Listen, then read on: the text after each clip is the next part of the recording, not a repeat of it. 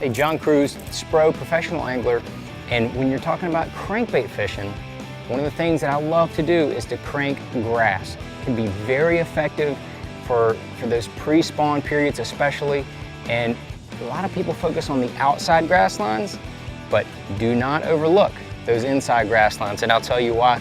Because a lot of those people overlook them. As the lakes rise in the spring, it creates an inside grass line.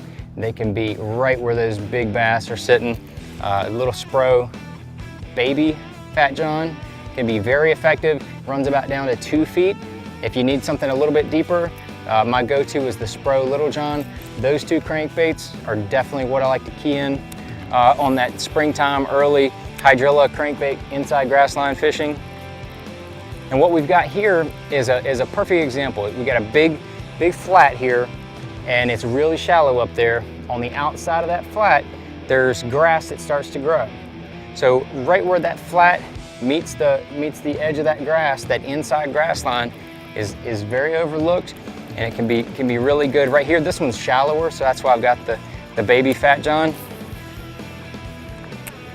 But the way to fish it is to make that cast, and if you get a little bit of grass on your line, you're gonna pop it just like that and be ready, because when you pick back up and start cranking, that can be when those fish hit it.